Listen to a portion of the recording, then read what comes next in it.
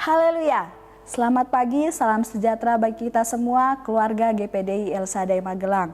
Puji Tuhan, pada pagi hari ini sebelum kita akan masuk ke dalam setiap aktivitas kita, mari sama-sama kita akan mendengarkan renungan firman Tuhan sesuai dengan bacaan Alkitab kita hari ini. Dan firman Tuhan pada pagi hari ini saya berikan judul Sang Tunas dan Taruk, yang terdapat di dalam Yesaya pasalnya yang ke-11 ayatnya yang pertama. Sekali lagi Yesaya 11 ayatnya yang pertama. Demikianlah firman Tuhan. Suatu tunas akan keluar dari tunggul Isai dan taruk yang akan tumbuh dari pangkalnya akan berbuah. Puji Tuhan, Bapak Ibu, saudara-saudari yang diberkati oleh Tuhan. Ayat ini merupakan gambaran sebuah nubuatan yang sungguh luar biasa dahsyat yang diberikan oleh Yesaya tentang dunia di masa depan, di mana dunia tersebut akan dipimpin dan akan diperintah oleh Yesus Kristus, yaitu Sang Tunas dan Taruk itu. Dan dialah yang akan memimpin dunia yang dipulihkan kepada kesejahteraan, kebenaran, dan kebaikan. Dan awal penggenapan dari nubuat ini terjadi 700 tahun kemudian ketika Tuhan Yesus lahir. Dalam ayat ini, kata tunas ditulis dengan kata Ibrani, yaitu netzer. Dan kata netzer ini mungkin merupakan akar dari kata dari nama Nazaret, sehingga Yesus pun disebut sebagai orang Nazaret, seperti yang terdapat di dalam Matius 2 ayatnya yang ke-23. Dan mengapa Tuhan Yesus disebut sebagai Sang Tunas dan Taruk? Tunas dan taruk adalah dua kata yang dipakai untuk menggambarkan suatu benda yang lemah, yang kecil dan lembut. Tunas dan taruk lebih banyak diartikan orang sebagai ranting atau tangkai. Dalam ayat ini, tunas ini muncul dari batang atau tunggul Isai dan taruk tumbuh dari pangkalnya.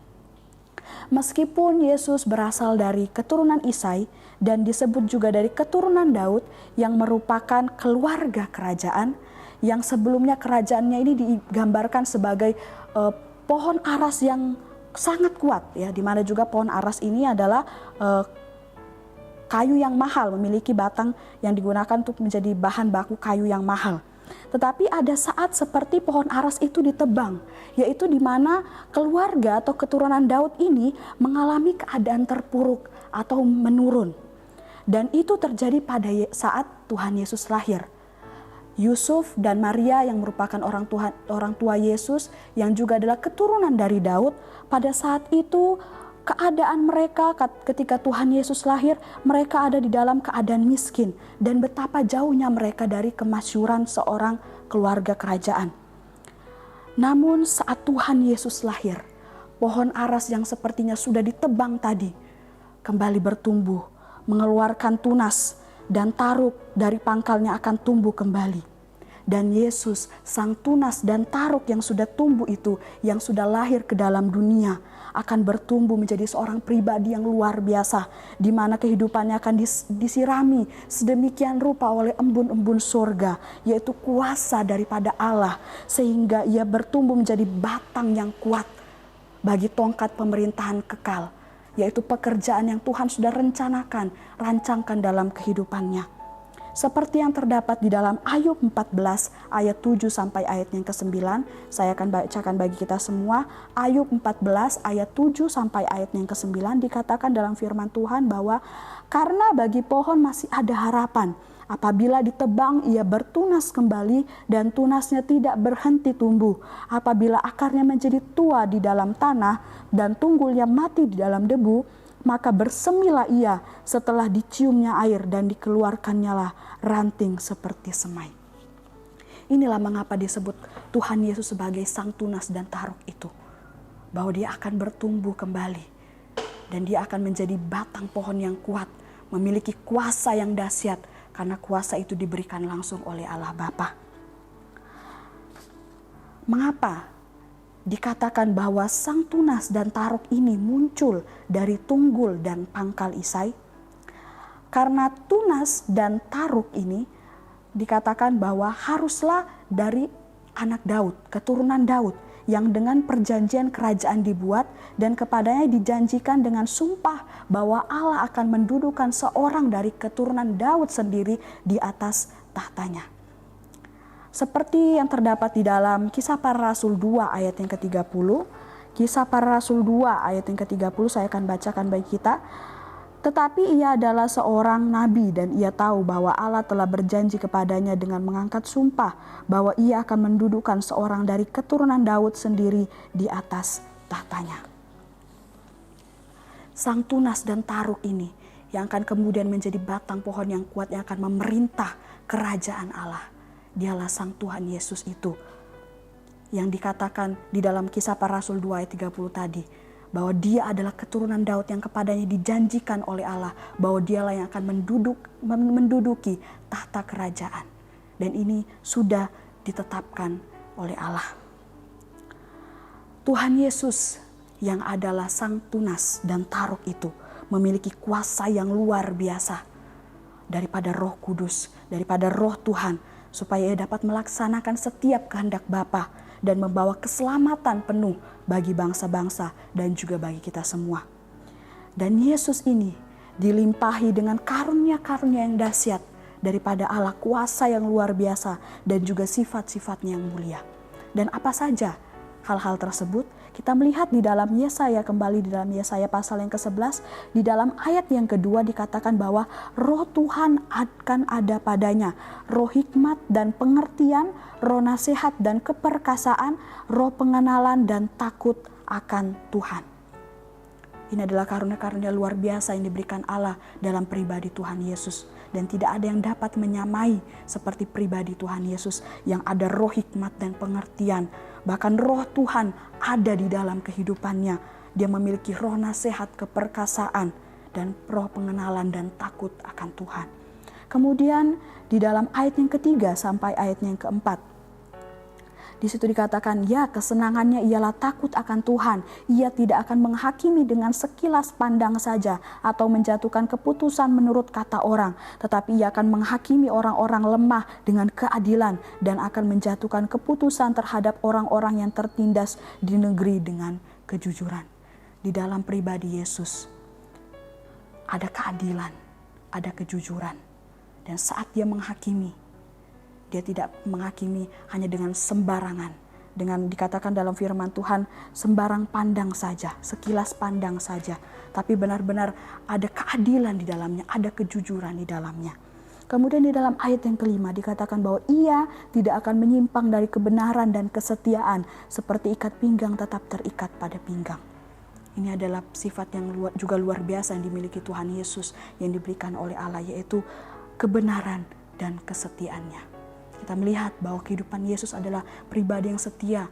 Dia mengikuti setiap perintah Allah. Dia takut akan Allah. Bahkan sampai dia mengorbankan dirinya di kayu salib untuk menebus setiap dosa manusia itu karena dia setia dan takut akan Allah. Bapak, Ibu, saudara-saudara yang diberkati oleh Tuhan. Jadi apa yang dapat kita pelajari dari hal ini, yaitu Yesus sebagai Sang Tunas dan Taruk. Dari tunas dan taruk yang digambarkan sebagai benda yang lembut, lemah dan kecil. Namun kemudian ia bertumbuh menjadi batang pohon yang kuat. Ini berbicara tentang kuasa, tentang kemuliaan yang diberikan Allah dalam pribadi Yesus. Walaupun ia adalah Tuhan dan Raja, tetapi saat dia lahir ke dalam dunia, ia harus lahir di kandang domba yang hina. Dan bukan di sebuah tempat yang indah di mana seorang raja seharusnya berada. Tetapi saat dia bertumbuh, Sang Tunas dan Taruk ini, maka ia akan menjadi raja di atas segala raja. Dan pada akhirnya kembali kepada Yesaya pasal yang ke-11, kita akan baca di dalam ayatnya yang ke-10. Maka pada waktu itu Taruk dari pangkal Isai akan berdiri sebagai panji-panji bagi bangsa-bangsa. Dan ia akan dicari oleh suku-suku bangsa dan tempat kediamannya akan menjadi mulia. Dan pada akhirnya Yesus Sang Tunas dan Taruk itu akan dicari oleh banyak bangsa. Akan disembah, akan dipuji, akan dimuliakan oleh banyak orang. Karena dialah raja di atas segala raja. Hanya dialah Tuhan yang layak untuk dipuji dan layak untuk dipermuliakan. Dan bagaimana seharusnya kehidupan kita sebagai orang-orang yang percaya kepada Dia, memberikan pujian kita, memberikan sembah kita, memberikan pengagungan kita kepada Tuhan Yesus, yaitu Sang Tunas dan Taruk itu. Tentu saja dalam setiap kehidupan kita sebagai orang yang percaya kepada Tuhan, perlunya selalu membangun hubungan dengan Tuhan melalui setiap doa kita, puasa, pujian, penyembahan kita kepada Tuhan, pengagungan kita kepada Tuhan. Ketika kita merenungkan kebenaran firman Tuhan, menikmati setiap kebenaran-kebenaran janji-janji yang diberikan melalui kebenaran firman Tuhan. Dan pada saat kita datang beribadah kepada Tuhan, di saat-saat itulah kita memberikan pujian kita yang terbaik. Oleh sebab itu lakukan dengan sepenuh hati, dengan sungguh-sungguh hanya untuk memberikan kemuliaan bagi namanya. Dan tidak hanya sampai di situ saja, tapi juga dalam kehidupan kita, dalam setiap tingkah laku kita, pikiran kita, perasaan kita, perkataan kita, sifat dan sikap kita, seluruh kehidupan kita. Saat kita beraktivitas pun, apapun yang kita lakukan, lakukan seperti itu untuk memuliakan Tuhan. Oleh sebab itu minta kekuatan Roh Kudus memenuhi kehidupan kita, kuasa Roh Kudus memenuhi kehidupan kita, supaya kita selalu dimampukan, supaya kehidupan kita senantiasa mempermuliakan nama Tuhan dari apapun yang kita lakukan. Puji Tuhan, Tuhan Yesus memberkati kita semua. Kiranya setiap firman Tuhan yang kita dengarkan, bahkan di sepanjang minggu ini yang akan kita dengarkan, benar-benar menjadi kekuatan bagi kita semua. Dan minta kepada Tuhan supaya kita bisa melakukan setiap kebenaran firman Tuhan yang kita sudah dengarkan. Puji Tuhan, Tuhan Yesus memberkati kita semua. Mari kita akan sama-sama berdoa. Segala puji syukur, hormat, kemuliaan kami persembahkan kepadamu Tuhan. Engkau Allah kami yang dahsyat, Engkau Allah kami yang luar biasa. Kami bersyukur buat setiap kebenaran firman Tuhan yang Engkau perdengarkan kepada kami Tuhan. Jadikan kami pelaku-pelaku firman-Mu. Setiap firman Tuhan yang kami dengarkan benar-benar menjadi kekuatan bagi kami dan boleh menjadi pedoman di dalam setiap kehidupan kami.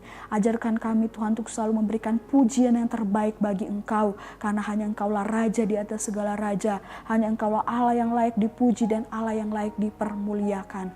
Oleh sebab itu Tuhan, kami rindu dari seluruh kehidupan kami boleh memberikan yang terbaik hanya untuk Tuhan Yesus. Terima kasih Tuhan, Tuhan berkati seluruh jemaat-jemaat Tuhan yang ada, bahkan di sepanjang aktivitas mereka di hari ini, kami yakin percaya Tuhan yang akan menyertai dan Tuhan yang akan melindungi. Terima kasih Yesus, terima kasih Bapa yang doa kami bersyukur dalam nama Tuhan Yesus Kristus. Haleluya. Amin.